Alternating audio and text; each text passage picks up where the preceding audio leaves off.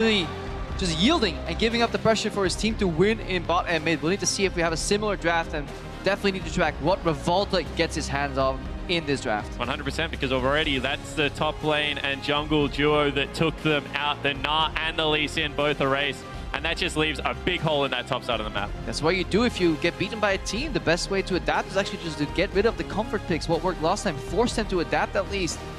Keep, obviously, the tournament meta in mind. We have high priority on Nidalee, and at least with Nidalee out, Lee Sin out, there's a good chance EDG may go for an early Elise pickup. The Aurelion Soul ban, we've been seeing a lot more of that just generally lately, and won't be making an appearance this time around. iNTZ back to them for the first, or the final ban, I should say. You also never know, because ClearLove is a guy that just loves his Skarner, so he may just buck the trend and pick the Skarner. Yeah, Skarner's still running around, Evelyn's running around. I was checking out his solo queue. He's also got some Kha'Zix games in there, still undefeated on Kha'Zix in solo queue, as well as competitively this year, so he really does play anything. The Hecarim is also the big pick, because if they want to go team fight, they will lock that in. Yeah, we've already seen some of that, of course. And EDG, you know, they haven't lost a game since they did to iNTZ here, and with that Aurelia banned away, Syndra's left open, but we've seen a bit less of it prioritized this week. Yeah, Syndra's still a very strong mid laner though, especially in that matchup here. We could see Scout just go to town on Tockers, and he'll have a hard time dealing with this very oppressive pick. We'll likely see if Vladimir come out, but he has an item spike point with the Spirit Visage where the matchup goes even, but if Syndra gets paired with a really aggressive jungler, it's very hard to take control of that lane, and that could snowball into different lanes. Yeah, and that's what we're expecting. Whenever Scout picks up something with the priority in mid lane, can get that shove, you expect him to go top lane and help out Mouse. We saw it in the one Scout victory already, and that is something historically EDG has done well. But iNTZ is definitely looking at Mouse in the top lane too. One, they got rid of the Aurelia, which he played last game. Didn't want him to play that again. And then they got rid of like the comfort top lane pick of the tournament, which is Poppy. Can be played in a lot of losing matchups, can fall behind, but because of the margin of error that the champion gives you, you can have a high impactful teleport ganks in team fights. And that is kind of a style that EDG historically have liked playing. Yeah, it certainly is. They want to get 5 members in the bottom lane. They want to be able to clean up those team fights. And I like the fact that, you know, when the Na ban came out, it's like, all right, if we're going to play carry, this guy's playing carry as well, not letting him go back to a comfort of a tank. Absolutely not. And on the side of iNTZ, they lock in the Alistar. We've seen some big plays made with that. Question marks, though, to see if Jockster's going to be up to that challenge. Yeah, the goal for iNTZ is to have serviceable mid and bot lane here that can survive, while Revolta gets a good jungle matchup that he can then translate the pressure into the top lane. With the Alistar pickup, it can get beaten by a lot of range supports. Deft and Meiko have shown an affinity for lane bullying overall, but if they match melee versus melee, then maybe micaO and Jockster will be just fine enough to go even. Yeah, and you know, the funny thing is we have seen a lot of that Nami come out of Meiko at the moment. That would be the lane bully. However, they do like playing Tahm Kench into it in the Chinese LPL. You're looking for the aggressive level 2, you're looking for the Q and the W and stunning them up. Yeah, still a favorable lane for the Tahm Kench because he has an element of range poke, and he can also completely negate the combo. When the AD carry gets knocked up, Devour is a very big punishing tool, and we've seen Alistars lose the trades on the back end. Well, Tahm Kench can guarantee that the front end won't one-shot the AD carry. Yeah, and that's the biggest thing I feel. You know, you don't have a good choice in that lane anymore. All of a sudden, if it is a hyper carry, you want to delete them first. Tahm Kench is way too tanky. However, you know, there's just no good choice for that headbutt pulverize. Absolutely. On the other side, too, or the other part of it, EDG lock in the RekSai. This is something that we didn't really see yesterday, but was very popular earlier on. Yeah, not at all in week 2. Didn't see a pick or ban. Clement was touching it on the analyst test. He had a very high pick ban rate. I believe something along the lines of 75% in week 1, and then suddenly disappeared. But ClearLove is bringing it back. Yeah, he's got an 83% win rate. He played that in Gragas in pretty much 92% of their games as well in the LPL. So that is definitely a pick that he will go back towards. But so peculiar that Revolta, instead of opting for potential Elise, early aggression, gang potential, adding CC here, goes for the more sturdy Skarner with the level 6 kind of spike for the ganks. But it's quite a peculiar draft that neither side really prioritizes Elise. Yeah, I really do find that strange, because when you have a look at this draft, it's all based around mid-game pick now. But there's still things like the Ezreal left available that is so hard to pick off in these team fights. And now Deft is looking for an answer to the Caitlyn Alistar. Does the signature Twitch hover, but I don't think it's going to come out. It's likely going to be something with at least a range element. Yeah. Jhin looks super likely on paper, but I'm liking the Caitlyn Alistar because Caitlyn blocks some of the weakness of an Alistar in lane, and when you combine them, you obviously have that combo and trap potential. Yeah, we've seen iNTZ picking pretty much for strong lanes and trying to cover up some of their weaknesses, but you know, is this the right decision? We'll have to find out. As the final lock-ins for EDG, it's going to be that Jhin, and it's followed up with a Rumble for Mouse. But the Jhin pick is now at least protected by the Tahm Kench, and that makes it so EDG are not all in the laning phase, not picking a massive lane bully with a strong AD carry. They're picking some safety here for the mid game, making sure Deft can stay alive, making sure he can shine in those team fights. Yeah, and the one thing I love about Tahm Kench into QSS users is now all of a sudden only the TK needs a QSS, because as long as he has flash available and he's near one of his teammates when they do get dragged away by the Skarner, he's just able to grab him, drag him back out. They're going to be completely fine.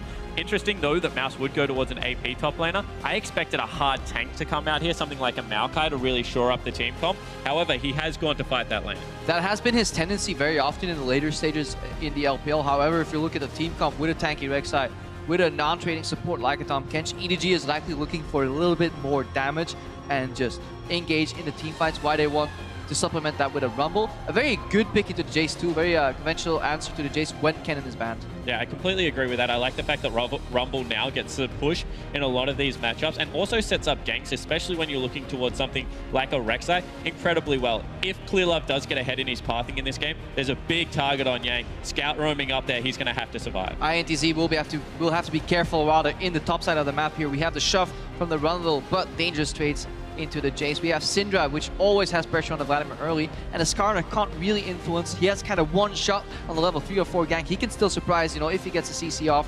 People can get surprised by the boost and the speed from a Skarner, but it's quite easy to dodge. And this is where I want to see the respect coming out of EDG, because the only way that gank works is if he is behind you. So they need a ward up behind them, make sure they're not over pushing. I think they've certainly learned their lessons from the last time they faced off, and now that's when you can call that a little bit of hubris. EDG definitely not going to take anything for granted this time around.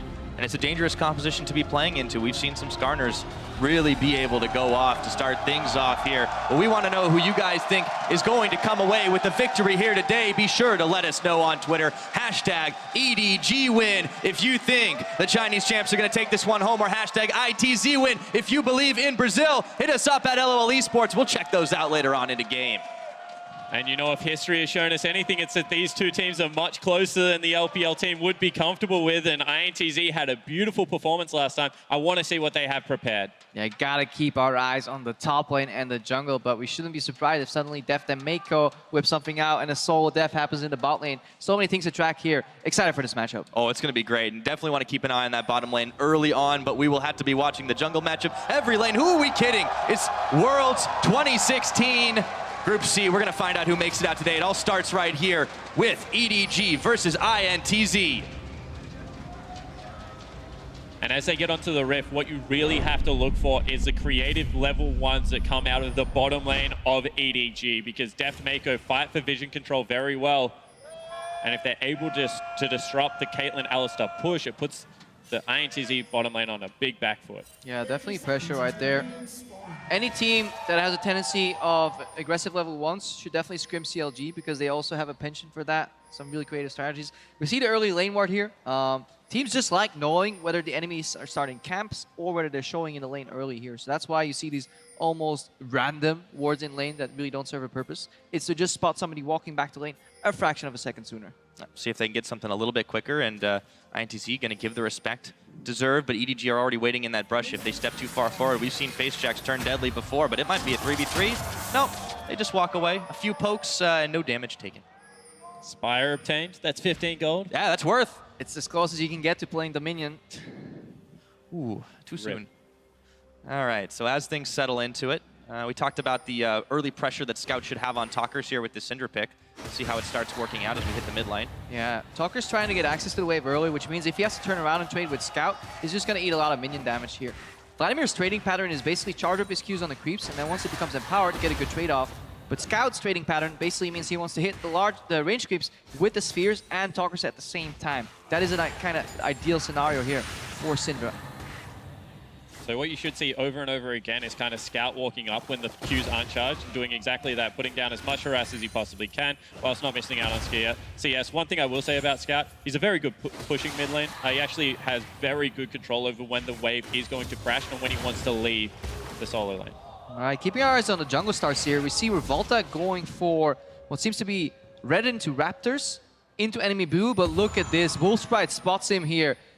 a really creative jungle start from ClearLove here. He went Wolves into his other side, and that's a path if you ever fear being invaded here. And if you ever want to play against a Skarner, if you need somebody to play into a Skarner matchup, you want ClearLove because he is super experienced on that champion. And it's also great if you think that your top lane is going to get dove off just a level 3 on top side for Skarner. It's a very risky I mean, he'd have to for. flash over the wall. Yeah, but you can see that Yang didn't get the push. We already mentioned how hard that is. And it looks like EDG now want access to that blue buff. Yep, going in on it here. They do grab themselves a small golem, and they pick up the vision from the Scuttle Crab, still contesting for it, making life a little bit hard for iNTZ. They've definitely learned their lessons. Yeah, really working well together here, EDG. They're using the push from both bot and mid to really aggressively contest that blue buff so early. That's 4 members already in Revolta's jungle, and that's going to be taken away. See whether they just try and give it over to Scout. They're going to fight. Oh, Jockster's going to get the knock up here, and they're going to have to throw it away. Exhaust onto ClearLove. Jockster has to flash on this one. EDG have the stronger skirmish in the early levels, and they're chasing down for Jockster. That is first blood to ClearLove. And one more time, EDG with a very clever setup of their bottom lane push, pick up first blood. Revolta did not have smite. It was so close for that blue buff as well. Scout threw it out, QE into auto attack to secure it, but there was disarray on iNTZ. They were not used to having this much action happen this weirdly, this early in the game. And EDG was clearly prepared. They said, you know what, we have double push mid and bot. We have a wolf sprite to defend our left side of the map. We're gonna aggressively invade and contest top right. Now you can see Scout here actually throws the buff at the Vladimir charging in, gets the stun. That means they've isolated the duo lane, and unfortunately there's just nowhere for Jockster to go. The juke means he's back in auto attack range, he falls down. Burn a couple of summoners, but they end up trading for the kill. Definitely worth it in the end, and they already start to amass themselves spotted a good gold lead. As Revolta goes in to try and take out the blue buff. It is spotted by ClearLove, who doesn't quite have smite up. Still a dangerous place, and he decides to back off. This time, he cannot get as aggressive as he would like.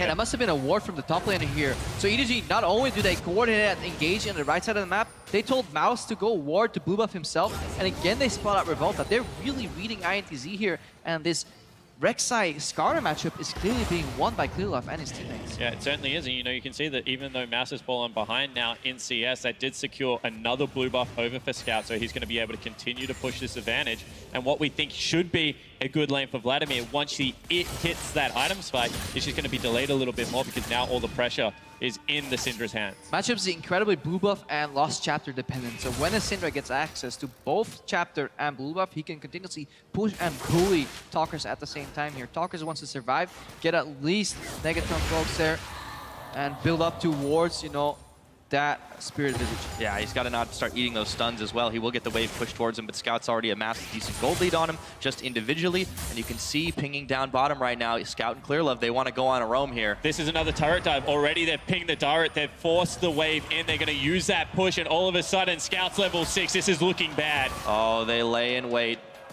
Just for Jockster and micaO. There is no way they're getting out of this one. Only flash for micaO, and he's going to go down! Unleash the power, level 6. Jockster's running away as Meiko tanks up the turret. He won't get very far, though. He still has no summoners, and Deft picks up a kill. The cascading pressure from the mid push into a rope, jungler and mid lane working together. What a beautiful double sphere stun there as well. Yeah, that was absolutely fantastic executed, but what I want to talk about is a communication. EDG is a team that has been learning Mandarin on their Korean members. You know, they have 2 hours of lessons a day, and you can see that is the payoff because that is a play set up 2 minutes in advance. Yeah, what a scripted play here from the point of view of EDG. Everybody knew his role here. We were doubting Mouse in the top lane. We were talking about how he wanted to play too far forward, leave his mark on the World Championship. But right now, he just has to be a role player. He has to be passive in the top side while his team is leveraging the Champions League advantage. Look at this. Double roll. There's nothing micaO and Jockster can do here. What a beautiful combo stun from Scout. And then Meiko's tanking max range turret with the great help. It almost looks too easy. Yeah, it certainly does. And Scout actually got both orbs to stun. The first one sets up perfectly for the Alistar. He throws the second one out for the Caitlyn on a mechanical micro level. That is so tough to do. Yeah, and Revolta's trying to get something back by grabbing the Ocean Drake, but ClearLove is right behind him. He's every pinged single out. time. They know about this. EDG is such on top of the information game here in this game. iNTZ, they're feeling kind of choked out. Yeah, the problem is with the information on the map, I mean, top pushed in, mid pushed in, bottom not anywhere near a turret. If they're going to get an objective back, the only one available is that dragon, and there's only the smallest window to do it because your bottom lane is so far behind. Super clean game here, game 1. Almost a complete opposite from what we saw from iNTZ versus EDG in their first game in week 1. Yep, and it has been every other lane but top, but that might change with Deft and Meiko moving up towards their Yang. He was the one who was the beneficiary of a lot of help last time around, but he is about to be in a whole world of trouble. There goes the equalizer. Yang knows the game is up. He's stunned. He doesn't flash this one. He's going to burn it now, but Meiko and Scout and Deft are right on top of him. Throws down the hammer. Deft gets eaten up. Saves his life. Meiko is able to keep Deft in this. And another playoff Scout's roam. He just keeps shoving up mid lane and keeps leaving into Fog of War, and iNTZ is not respecting it. And this is why so many players out there think Syndra first pick is so incredibly strong. We've seen it fail in a couple of games when people are not leveraging the roam well enough, but it will always have to push on Vladimir. Right now, Scout has to be careful though. That's going to be the Hemo Plague flash by Scout. He's not going to go down from that, and Tockers and Revolta will not chase. Actually, really nice max range flash there. He burns the summoner spell as early as he possibly can. Knew the Skarner was coming in as well. But one more time, that's a kill picked up, and there's already a 3,000 gold lead. But just look at your minimap. You have Pink Ward securing one bush. Yang should technically flash here as he sees the W come out, but he thinks he can buy more time. But then he gets 4-man Dove here. iNTZ is not ready. There's no cross-map play. And because with this very roam-centric playstyle, we actually ignore the fact that RekSai has a built-in global, so he becomes a pseudo split pusher in the bot lane, and he can move around the map so quickly here. Very mobile composition from EDG. And that's exactly why there was no cross map. Already, ClearLove had gone down into the bottom lane to secure that farm. So the fact that there's a global coming out, there's a 4-man squad roaming into what is a 1v4 lane, just meant that there was no play here. Dogcloud Revolta needing that level 6 power spike to really get his first gank off. He just hit level 6, but EDG is already looking at a 3,000 gold lead, 4 kills in the lead. And the first brick has been taken here. They're challenging another blue buff here. What's iNTZ gonna do to get back into this game? There is so little, it seems. They're down so much gold right now. As you said, they're going to be losing out on another dragon.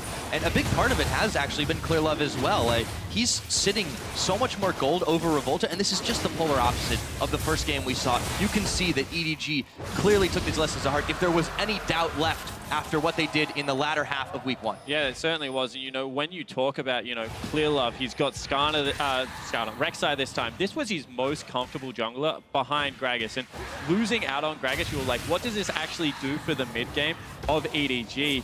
You saw the bad side, I guess, in the first game against iNTZ. Now you're seeing him back on comfort, being able to control that early game and the pace and tempo at which this game is going to be played. Yeah, I think you guys said it great, that it's just like looking like a movie script at this point. EDG are having absolutely no trouble. 10 minutes into this game, they have a very, very comfortable lead. Dragons, first brick, gold, kills, everything. Every checkbox, they've got it. And they have, as you guys said in Champion Select, a really solid hard engage. But you should also look at the things they do on brushes that they don't have vision, but because they're extrapolating information. They have 2 deep wards at the enemy wolves, basically on the right side of the map. They don't spot anybody there or in the bot lane. Observers panning out, really. These wards give you information that there's nobody there, which means there's only one part where the enemies can be, which is in the left side of the map. That's why EDG was so hesitant to step into that jungle, because they didn't want to walk into the Alistar and the Skarner. And this is actually setting Mouse up for success. As a split pusher, you need that information to actually be able to push forward up to that tier 2. All of a sudden, he saw Jayce backs away, goes back, picks up Krogs, not in any danger for a counterplay to happen on the map. iNTZ just haven't been able to find an opening. EDG are keeping the distance as safe as they possibly can, and later swapping up to the top was matched completely by Deft and Meiko. And now EDG are looking to collapse again. There's a tower here, but that didn't stop them last time. Yeah, and EDG, they're making moves in full vision, sometimes telling iNTZ, we're going to walk top lane, there's nothing you can do. They obviously base it on a lot of river control that they have here. They had a few pink wards out in this river. They really just want to push up the mid lane with Scout, then move him over. Yes, they can't kill Vladimir one-on-one, but they don't need to. They're really playing well around their advantages, and they're letting them cascade into different lanes. That's just why they wanted to secure the 2v2 again. I mean, when you have won that 2v2 so incredibly hard, when they swap to the top side of the map, there's no objective bottom regardless. I actually think this is an opportunity where iNTZ probably should have sent the 2 members bottom lane, look for a teleport play and just trade objectives, because right now, in a raw fight, they just don't have the items to go with EDG. That was such a big part, losing out on that 2v2. I mean, you can talk about players specifically, because Deft and Meiko, known as one of the best bot lanes, if not the best bot lane at this tournament. Still, you match the Tahm Kench up against the Alistar, you start to see why they value this as a different pick. ClearLove moves up towards topside, they force them off, and this is going to be another tower. Because Scout is a river again, and they don't know where he is exactly because he's hiding in Fog of War. And every time Scout disappears from the mid lane, you gotta bet your money on it that Tockers will be communicating to his team, guys, this Syndra's roaming. He has a QE from out of Fog of War, be careful. And they're just using pressure to disincentivize people from even considering defending their objective. And I think further to that, you have to look at what Meiko is doing at the same time, because he's ducking into brushes that he knows aren't warded. And if a Tahm, Kench, and a Syndra meet up, especially if ClearLove's on his way, that is just instant global pressure that you must respect. And EDG is playing this to a T. And Jockster is still level 5 on that Alistar. He's been thinking of pulling the trigger, going for a flash combo, but he's playing against the Tahm Kench. We talked about it in Champions League. A simple Devour can negate that entire flash combo, and suddenly it looks like iNTZ is running out of options. Yeah, they really have very few. Their composition was going to be very pick-centered in the mid-game, but unfortunately the mid-games arrived for EDG, and iNTZ are still stuck in the early. They are so far behind in this, the only way they have back into it is to try to get a quick pick. But you have the Tahm Kench, it's denying so much, as well as these stellar map rotations from EDG. And another buff here contested by EDG. Blue buff, red buff, blue buff, take their own on the back end here. Look at the experience as well here. Revolta is barely even with ClearLove, but some other members are pulling ahead, I feel. And it still is pretty even, actually. So it feels like EDG should be further ahead experience-wise, but at least iNTZ is doing a good job catching up. Yeah, at this point, iNTZ kind of have to hope that EDG just gets sick and food poisoning from eating all of those blue buffs and red buffs.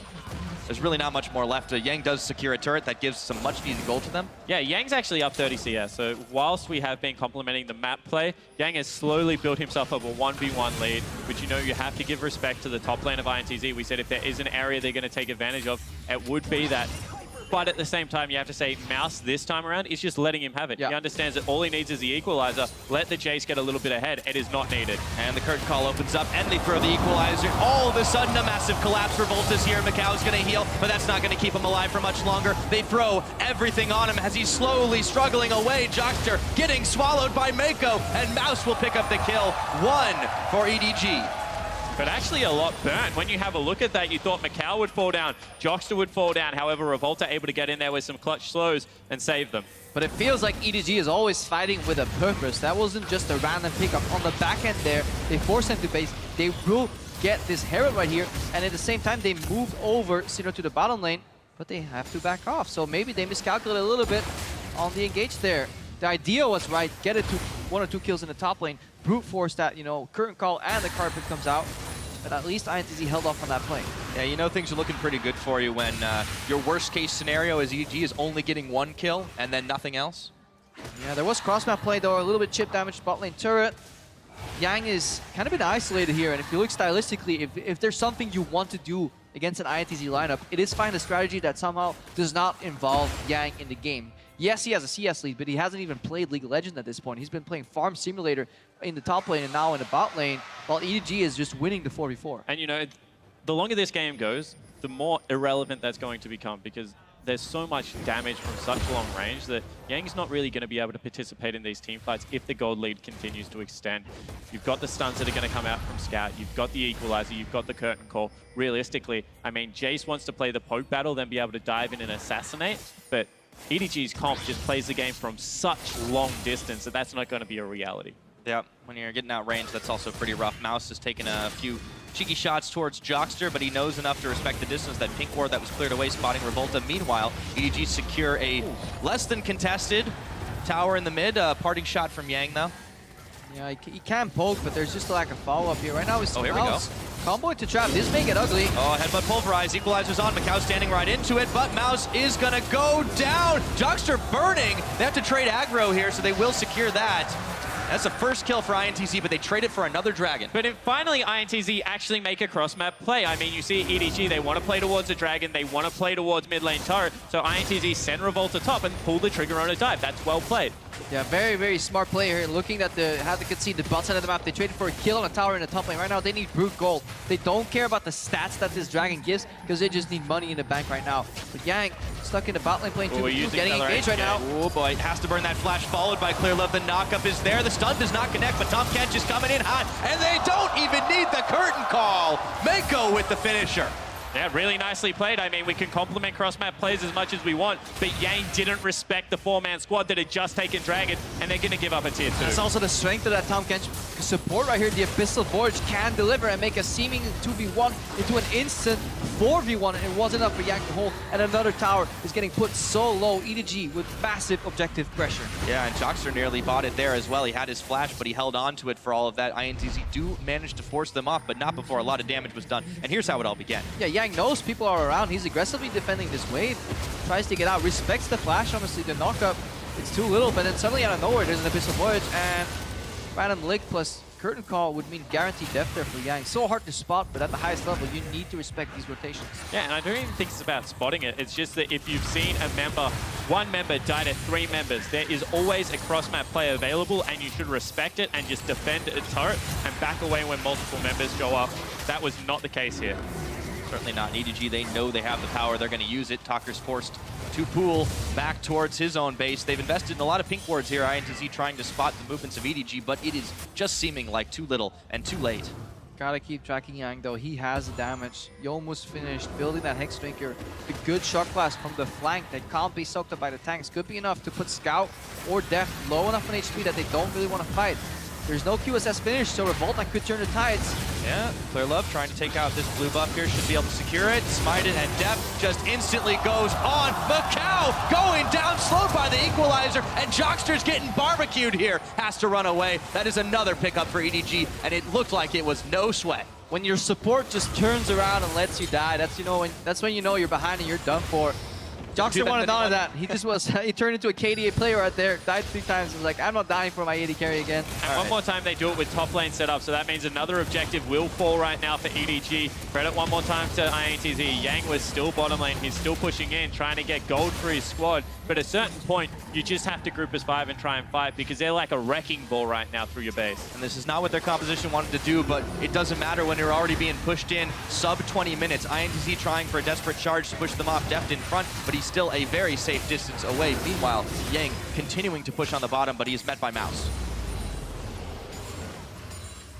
And you know, Mouse, this is all he's going to do. He's just going to keep catching waves. He's going to use the equalizer in the team fight, then he's going to go back to base and catch the wave until he's actually in a position to be dove. It's not going to be all that much difficult, but this is another look at the red buff. Yeah, they try and test some objectives here, but it's actually quite interesting. Once the zone comes out from a curtain call, what 2 champions want to do is they want to hide behind each other, and then actually equalizer is a really good stylistic counter because it just punishes you for bunching up next to each other. At one point, micaO knows he's done for, sends Jockster away, but it's just a really strong opener. So EDG, if they're not contested in the fights and they can actually punish you for running away, they can do so much damage. And ClearLove just comes in and says, that's mine. Revolta wants to fight him over this one, 11 to 11, and in comes Yang, but ClearLove is speedy enough to get away, and he would be met by Deft and Meiko the sooner this one goes, and that's just the story of it. You cannot even farm your own jungle at this point if you're iNTZ. And that's the thing about these global comps. I mean, RekSai and Tahm, Kench, 2 of the more, I guess, underutilized globals in their role. You use them for completely different reasons. I mean, heavy ganking out of the RekSai as well as good vision control. This is a brave contest. They're very far behind, and Yang's still top lane. Yeah, iNTZ is getting tired of getting everything stolen in their jungle here, so they're getting more decisive. Tahm is obviously... Oh, there's that combo. And ClearLove smiting.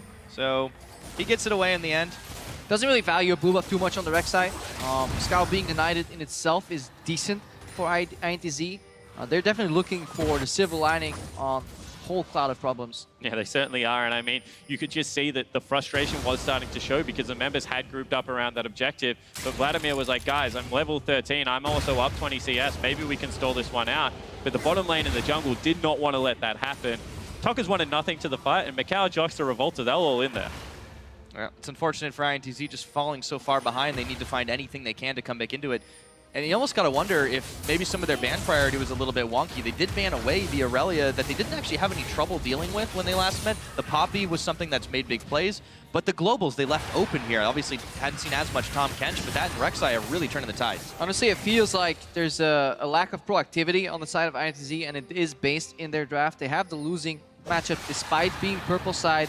They have a level 6 power spike jungler that got outpaced because of the roaming factor in the mid lane, and they're looking to make plays. Revolta still has yet to use his ulti in the entire game here.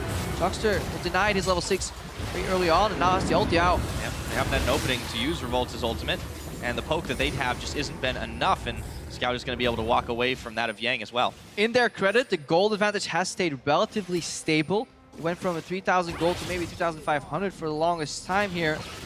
Now it's getting increased again here, but one good fight for iNTZ could swing the control. Let's not forget that the Vladimir scales incredibly well into the lane game. Yeah, and that's what you have to look at. You have to look at the fact that the solo laners are actually standing up relatively well. In fact, Vladimir has a CS and experience advantage right now because of how active Scout has been around Subnizra. But they need that fight eventually, because every time they wait, EDG racks up another dragon, and if they had a slightly better RNG, they could be sitting on a couple of fire dragons here. They have the tools to combat the poke. You know, every 8 seconds that you're not hit, that Ocean Drake's gonna kick in, despite if you're doing damage or not. So Yang really needs to land repetitive poke, otherwise the double Ocean is gonna heal them up again. Not to mention they're a little faster now with the Cloud Drake that they've been able to secure. Trap line down, and EDG just don't even care about it. They'll be able to polish off that tower. 5-3 in that objective mark. They are still running this one, and they get themselves 5K ahead in the gold game. Meanwhile, though, iNTZ are trying to push on top. Yeah, they're looking for a crossplay, but very good wards do spot them out. So now all of a sudden, EDG can continue to push. Yeah, this Rumble is looking to cancel their backs. If anything, hopefully EDG can push on 4v3 them, but the minions evaporate too quickly, and the wall of traps is too much to get through here. So EDG likely gonna base and look for more deep vision. Yep. Need to see and follow Meiko and how he's going to distribute those wards alongside the map so EDG can keep pressuring it. micaO working double time with those traps, trying to make sure that EDG cannot push in, but it is looking like a slow march to victory for them now. ClearLove will run into tockers in the mid lane, and nothing will come of it, just some cleared away minions. And now they have shoved bottom lane in so far. You would expect the vision to be picked up, put into the red side of the map, try and steal that one away, and ultimately try and deny vision to set up for your Baron. When you have long-range engage like the Equalizer, like Syndra, as well as the Jhin, you can control vision and just go to town on that objective. Yeah, EDG are looking to do more of the same. Lane assignments will switch. Mouse will go to the bottom lane. They'll put the 3-man squad in the top lane. Syndra is not a side lane mage. You're playing essentially a 1-1-3, where you then guide Meiko and ClearLove into the jungle. ClearLove this time not playing Sidestone RekSai. He has in the past, but he's gone for the full tank pit build router, so he's going to be the bodyguard for Meiko to help him get those deep wards in. Yeah, and I think that the one advantage, even though they can't play 1-3-1, is the fact that Meiko can take 2 members to that mid lane and, you know, swing it if they do want to get very aggressive on Scout, as well as a mid lane turret still being up. So really, aggression is negated. Yeah, and that reason exactly is why Tahm Kench was lauded as probably the tier 1 support pick coming into Worlds. Obviously, within a couple of weeks, the metagame can shift here, but that was one of his major strengths back in the game. He can be everywhere at once with good positioning in the river. Fog of War control is paramount here for iNTZ. They have a Scuttle Crab left in front of Baron, but once that fades, they have no vision whatsoever in the river. And definitely informs their really, really insanely good control on the map here. That's exactly why they're posturing around the mid lane here. iNTZ want to pressure mid lane push to force EDG out, but EDG is kind of aggressively staying in that river area. Jockster is going to have to throw down the Unbreakable Will and tanking up the curtain call. He's got 2 of them now. The third, final, fourth one hits. In goes ClearLove. They want to finish the job here. Should be able to do it. ClearLove picking up the kill, shredding through the tank. Tockers on the retreat path, trying to 2-step his way to freedom. And he might just get out for now. 1 kill, though, picked up, and that's part of the front, big part of the front line gone for iNTZ. And look how non-committal EDG's comp is. They just keep him at arm's length the whole way. They chip them down. Finally, the ultimate runs out. Now they have access to that mid lane. Uh-oh, Revolta has to burn his flash, and Scout finishes him off anyways! EDG are just stiff-arming iNTZ on this Tockers with a desperate charge. In the pool he goes, and he nearly goes down. Hemoplague does not do a thing to EDG, and they get some chip damage on top of it. Yeah, Tockers heals up at the end of that play. Dropped very low here. We saw Mouse trying to thwart Yang in the bot lane, because that's a saving grace. If Yang can somehow win that 1v1, they have a pressure point on the map, but right now, as long as Mouse can hold, it's looking very, very grim for iNTZ. Yeah, it certainly is, and I mean, EDG just want to keep taking the maximum here. Ballsy play on the blue buff. Uh-oh, Jockster, we've seen this before. He's going down. Scout finishes the job, this time in Tockers on the retreat path. It's the same old tune. And that is the power of that gold lead that we were talking about. micaO right now is under pressure. 1. He knows he's a dead man. 2. Oh, and the flash. And last one won't hit. All right, well, he's able to get out of harm's way that time around, but this gold gap just keeps on growing. Yeah, and it's so centered in the tanks as well. ClearLove is so far ahead of the other tanks that when iNTZ kind of trade tank aggro on EDG, ClearLove's not even getting chipped while they're burning through an ulted Alistar here. Just the sheer amount of damage coming out outside of the Chinese team here is just overwhelming for the Brazilians. And this is the thing for Tockers right now. He needs to be able to get onto the backline, because you can see when he hits ClearLove, it does nothing. But at the same time, you don't want to have to be able to rush because ClearLove as a soul tank is going to do much more than the Vladimir right now. So iNTZ backs against the wall, have really no good options left. They can play the scaling card, but how do you keep EDG out? You can't. As long as EDG played perfect right here, and that's what we need to judge. How well can they close? Correct lane assignments again. See Deft picking up a little bit of farm here. It's gonna group. Looks like they're centering around the next dragon here. EDG very dragon focused this game. They could move over to the left side and build on the foundation of pink wards that they have in the top left river, but they know they're so far ahead, and they know that barring any major mistakes, they will not kind of throw the game. So they're moving over their vision on the right side of the map, playing for that next mountain dragon. Yeah, I think that the reason that they want to play around that so much is that the only way iNTZ gets back into this game is a freak Baron accident. So why even play over the objective? Continue to accumulate your lead, get the mountain Drake, and then look for your final play. And they open up the curtain call once again. ClearLove, he's just there. You don't even need to do anything to put the fear into iNTZ at this point, so shredding through a few more of their health bars, and Jockster a little bit lower now.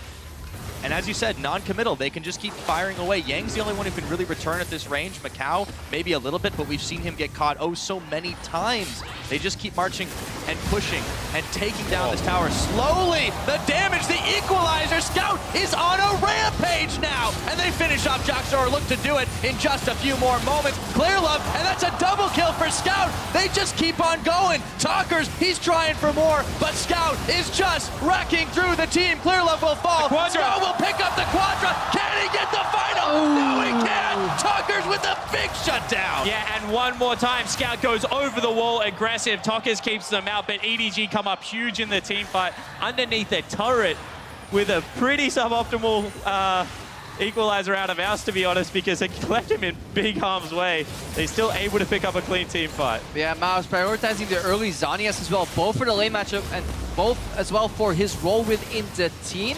EDG still went out 4-4-2 in that exchange. All 4 kills going to Scout here, but the way he positions those spears, especially right here, the double stun here on Revolta, this is not the first time he's achieved this. He's just playing masterfully in these team fights. All right, so the equalizer is good, but his positioning is very bad because he's stuck underneath the turret. Means Tahm Kench can't dive with the rest of the team. He gets jumped off into the wall by Meiko here, so he walks back in. How does he die? Does he die? Oh, he makes it out. He makes it out. He's one of the survivors. He's one of the lucky few.